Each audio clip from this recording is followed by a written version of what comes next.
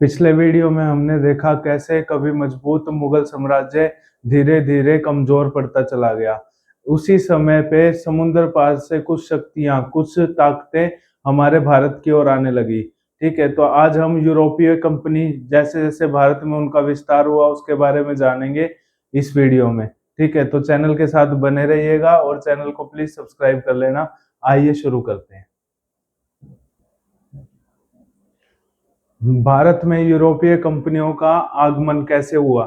ठीक है, तो इससे पहले हम समझते हैं पूरे विश्व का जो मैप है, 7 महाद्वीप है अपने। उत्तर अमेरिका, दक्षिण America, Africa, Europe, Asia, Austria और अंटार्कटिका। अंटार्कटिका ठीक है, तो ये 7 महाद्वीप हैं। यूरोप से कंपनियां इंडिया के अंदर कैसे आई, उनका आगमन कैसे हुआ, हम इसके बारे में इस वीडियो में जानेंगे। ठीक है, तो सबसे पहले पुर्तगाली आए थे। पुर्तगाली आए थे, इन्होंने अपना रास्ता खोजा था भारत में, समुद्री रास्ता वास्को डी गामा ने खोजा था। कब खोजा था ये? 1498 में। 1498 में वास्को डी गामा ने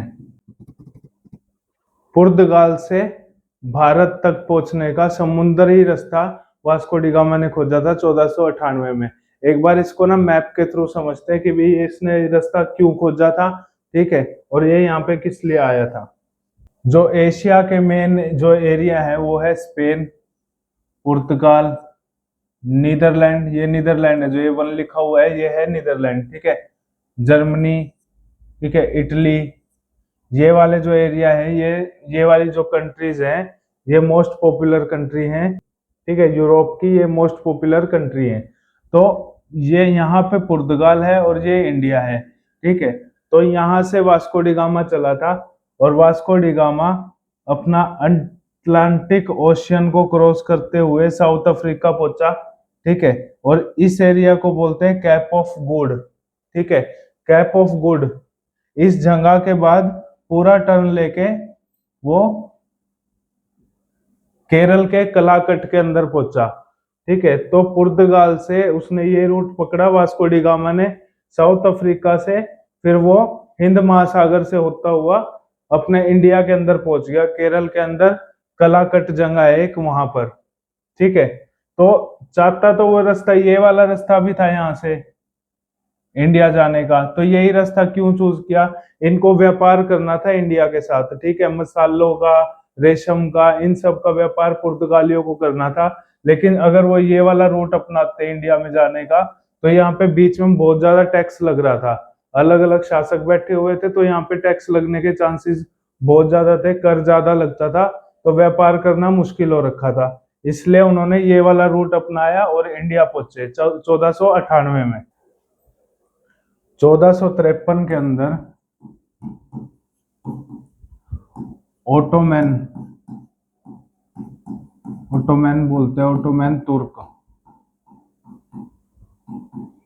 इन्होंने अफगानिस्तान वाले रूट पे जो भी व्यापारी जाते थे उनके ऊपर हैवी टैक्स लगाया, जिसकी वजह से और पुर्तगालियों ने पुर्तगाल से कई नाविक को भारत की खोज करने के लिए समुद्र के अंदर उतारा, जिसमें से वास्को डी गामा 1498 में उन्होंने भारत की खोज की। भारत तक समुद्री रास्ता उसकी खोज करी है 1498 में। किसने? वास्को डी गामा ने।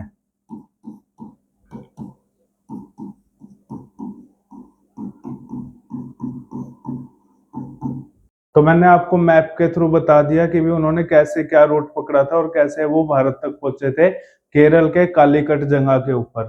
ठीक है, वहां पे जमोनिया, इनसे उन्होंने व्यापार करने की अनुमति मांगी थी।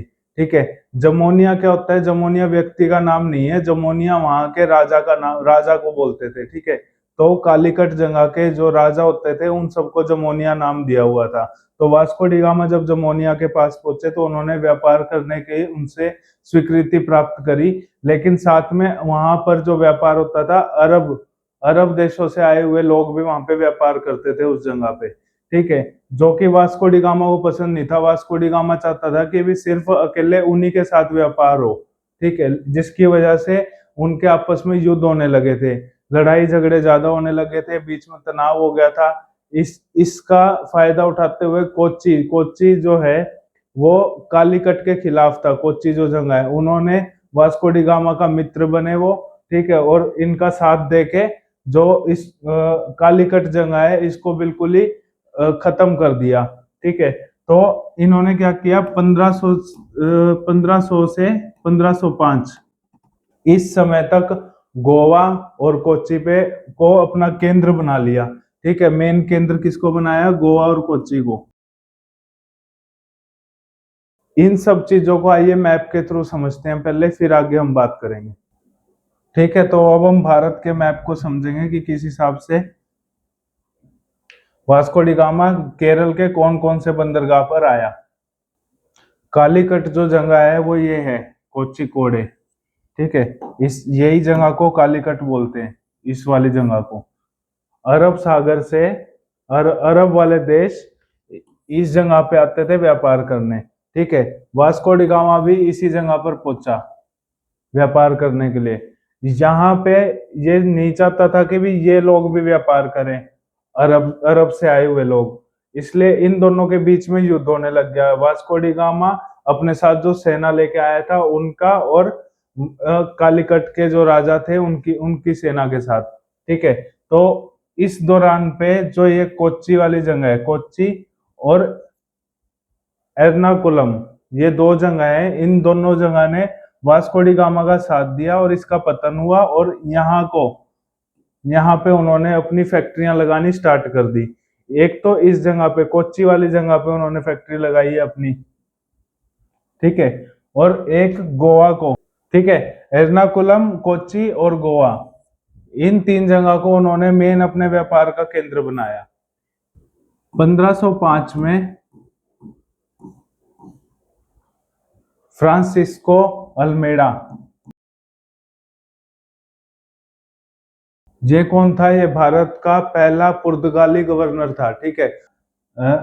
उसी जगह पे कालीकट वाली जगह पर, ठीक है। इसने क्या स्टार्ट किया है, इसने ब्लू वाटर पॉलिसी को स्टार्ट किया। ब्लू वाटर पॉलिसी क्या थी इसका, ये मेन ये चाहता था कि भी जो भी युद्ध हो ना वो समुद्र के अंदर ही युद्ध हो, वो जमीनी युद्ध ना हो, ठीक है, समुद्र के अंदर ही सारे युद्ध हो। और जो भी सेना अरब से, अफगानिस्तान या किसी भी देश से कोई भी सेना समुद्र के रास्ते से आएगी तो उसको तट तक ना पहुंचने दिया जाए। अगर कोई तट तक पहुंच रही है तो उस पर हैवी कर लगाया जाए, ठीक है, हैवी टैक्स लगाया जाए। तो ब्लू वाटर पॉलिसी ये थी। कौन लेके आया था, अल्मेडा लेके आया था, पहला पुर्तगाली गवर्नर जो भारत के अंदर आया था, ठीक है, 1505 के अंदर। 1510 में पुर्तगाली सेनापति अफ्रोंसो डी अल्बुकर्क ने मुस्लिम शासक, जो कि गोवा का मुस्लिम शासक था, उसको हराकर गोवा पर कब्जा कर लिया। अफ्रोंसो डी अल्बुकर्क, इन्होंने क्या किया, गोवा पर कब्जा किया, ठीक है। तो ये दो मेन है, इनको आपको याद करना बहुत जरूरी है। पुर्तगाल वाले जब आए थे उस टाइम पे क्या क्या है, एक तो फ्रांसिस्को अल्मेडा जिसने ब्लू वाटर पॉलिसी स्टार्ट की थी, वो क्या है वो मैंने आपको बता दिया, ठीक है। 1510 में कौन आया था, अफ्रोंसो डी अल्बुकर्क, इसने क्या किया, गोवा पर कब्जा किया मुस्लिम शासक को हरा के। जो वहां का जो मुस्लिम शासक था ना, बीजापुर सल्तनत का वो सेनापति था, ठीक है, गवर्नर था, उसको हराकर गोवा पर कब्जा किया था इसने, अफ्रोंसो डी अल्बुकर्क ने। फिर 1510 से लेके 1600 तक इन्होंने जो अरब व्यापारी थे, भारतीय व्यापारी थे, सबके ऊपर कर लगाना स्टार्ट कर दिया। इनकी पावर ज्यादा बढ़ती चली गई क्योंकि इन्होंने अपने जो हब थे, जो केंद्र थे, उनको बढ़ाते चले गए, ठीक है। अपना जो पूर्वी तट है उसको इन्होंने विस्तार कर लिया बहुत ज्यादा, वहां पे फैक्ट्रियां लगा दी, व्यापार स्टार्ट कर दिया, मसालों का व्यापार, घोड़ों का व्यापार, ये सारे उन्होंने स्टार्ट कर दिए थे पुर्तगालियों ने। और धीरे धीरे पूरे अरब व्यापारियों पे और भारतीय व्यापारियों पर दबाव बना दिया और उसके बाद उनसे कर भी वसूल करने लगे थे, ठीक है। तो 1600 ईस्वी तक पुर्तगालियों का पूरा शासन चला है। ठीक है। उसके बाद कौन आ गए थे, उसके बाद आ गए थे डच। 1600 ईस्वी के बाद, 1600 ईस्वी के बाद जो डच था, नीदरलैंड था, वो स्पेन से आजाद हुआ था। ये स्पेन और नीदरलैंड एक ही होते थे, तो स्पेन से आजाद होकर नीदरलैंड बना था। और नीदरलैंड जैसे ही बना, ये व्यापार की खोज में निकल पड़े। ठीक है, इन्होंने वही वही रास्ता पकड़ा, भारत की खोज जो वास्को डी गामा ने करी थी। ठीक है, उसी रूट को पकड़ते हुए ये भी भारत के अंदर पहुंचे अपना व्यवसाय स्टार्ट करने के लिए। ठीक है, अपना व्यापार शुरू करने के लिए। तो इन्होंने सबसे पहले आते ही क्या किया, इन्होंने पुर्तगालियों को वहां से हटाना स्टार्ट किया, क्योंकि इनके पास तकनीक उनसे आधुनिक थी। ठीक है, तो इन्होंने क्या किया, पुर्तगालियों को पहले वहां से हटाया। ठीक है, और खुद कब्जा करना स्टार्ट किया। इन्होंने सबसे पहले जो अपना केंद्र बनाया, मेन जो फैक्ट्री बनाई, वो तमिलनाडु के अंदर बनाई।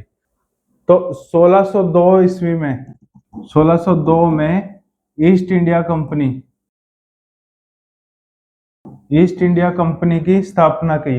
अब कई जगह पे ये कंफ्यूजन होता है कि भी ईस्ट इंडिया कंपनी की स्थापना तो अंग्रेजों ने की थी। ठीक है, इंग्लिश जो ब्रिटिशर आएंगे आगे, उन्होंने की थी। लेकिन मैं आपको बता दूं कि पहले सारी कंपनियों का नाम यही होता था, ईस्ट इंडिया कंपनी। तो इस ईस्ट इंडिया कंपनी का नाम था डच ईस्ट इंडिया कंपनी। ठीक है, ये वाली थी डच ईस्ट इंडिया कंपनी, ये डच ने बनाई थी। ठीक है, और 1602 में इसको इस्टेब्लिश किया था इन्होंने नीदरलैंड में। और 1605 में पुल्लिकट जगह है तमिलनाडु के अंदर, तमिलनाडु में पुल्लिकट जगह है, वहां पर इन्होंने ईस्ट इंडिया कंपनी की ब्रांच ओपन करी थी। ठीक है, एक बार इस सारी चीज को मैप के थ्रू समझते हैं।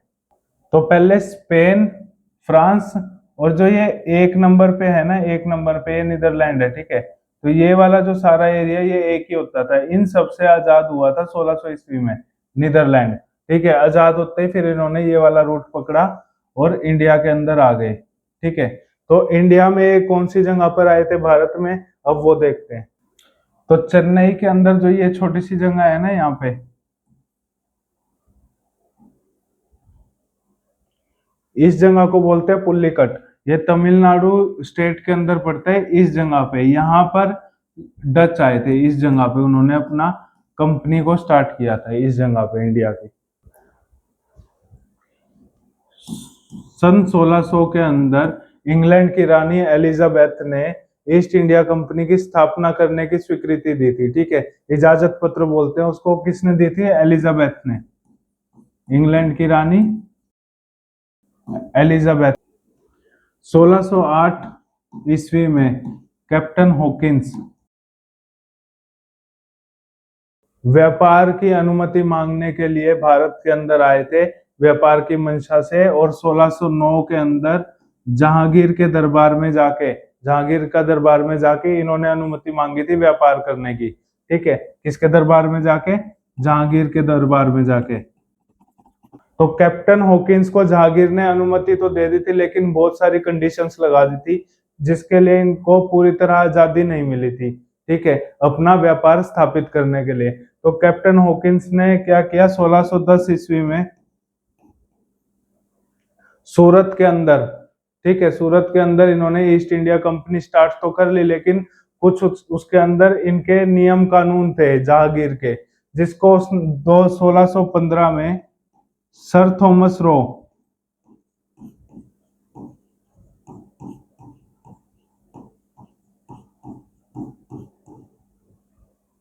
इन्होंने जहांगीर से दोबारा मिलके व्यवसाय के लिए, व्यापार करने के लिए इन्होंने पूर्णतः अनुमति मांग ली थी। ठीक है, इनको पूर्णतः अनुमति किसने दी थी, सर थॉमस रो को जहांगीर ने दे दी थी 1615 में। ठीक है, उसके बाद इन्होंने, अंग्रेजों ने धीरे धीरे अपना शासन स्टार्ट कर लिया। ईस्ट इंडिया कंपनी की आंध्र प्रदेश, महाराष्ट्र, मुंबई, अलग अलग जगहों के ऊपर ईस्ट इंडिया कंपनी की ब्रांचेस स्टार्ट करी। ठीक है, और फिर वो पॉलिटिक्स के अंदर भी आ गए, राजनीतिक भी आ गए अपना, और व्यापार भी स्टार्ट कर दिया उन्होंने। तो धीरे धीरे ऐसे अंग्रेजों का क्या है, विस्तार होता चला गया, बढ़ते चले गए ये भारत के अंदर।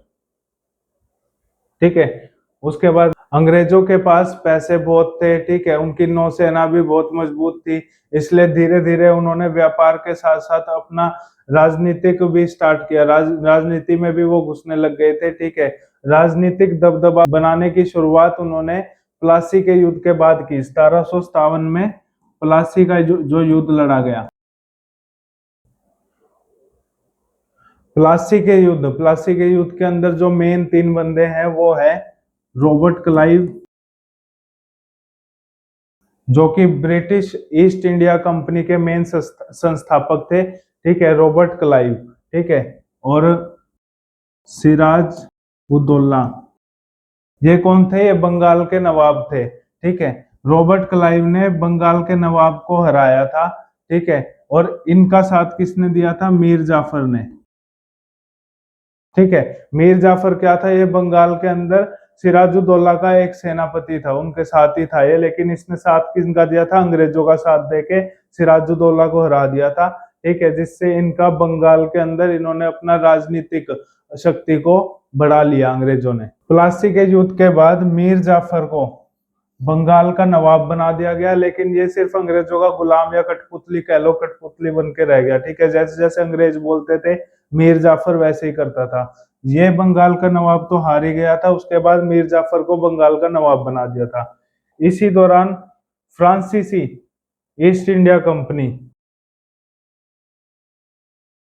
इस दौरान फ्रांसीसी ईस्ट इंडिया कंपनी के कुछ छोटे छोटे तटीय केंद्र थे, ठीक है, जैसे कि मद्रास, पुडुचेरी, वहां पे इन्होंने केंद्र बनाए हुए थे फ्रांसीसी। जैसे पुर्तगाली और डच ने बनाए हुए थे, वैसे फ्रांसीसी भी उस टाइम पे वहीं पे ही थे, ठीक है। पुडुचेरी और मद्रास के अंदर इनके छोटे छोटे केंद्र बने हुए थे।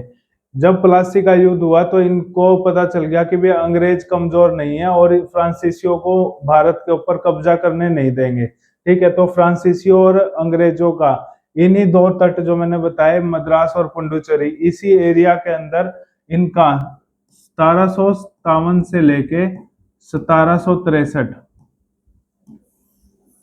ठीक है, 7 ईयर वॉर, ठीक है, 7 साल तक इनकी युद्ध चला है। सबसे बड़ा युद्ध जो बोलते हैं फ्रांसीसी और ब्रिटिश के बीच में हुआ था प्लासी के युद्ध के बाद। तो 1757 से 1763 7 साल का युद्ध हुआ था। इसको थर्ड कर्नेटिक वॉर भी बोलते हैं, ठीक है। आपके पेपर में अगर आ जाए तो थर्ड कर्नेटिक वॉर किस किस के बीच में हुआ था? तो वो हुआ था फ्रांसीसी और ब्रिटिश के बीच में, थर्ड कर्नेटिक वॉर। 7 साल युद्ध चला था ये, ठीक है। हमारी आने वाली वीडियो में हम इसी टॉपिक को आगे कंटिन्यू करेंगे। आधुनिक भारत इतिहास का तीसरी वीडियो जल्द ही आपको हमारे चैनल पर देखने को मिलेगी। प्लीज चैनल को सब्सक्राइब कर लेना और बेल आइकन जरूर दबा देना। और इससे रिलेटेड अगर कुछ भी आपको क्वेश्चन हो या हमारी वीडियो अच्छी लगी या कैसी लगी, उसके बारे में कमेंट सेक्शन में जरूर बता देना। धन्यवाद।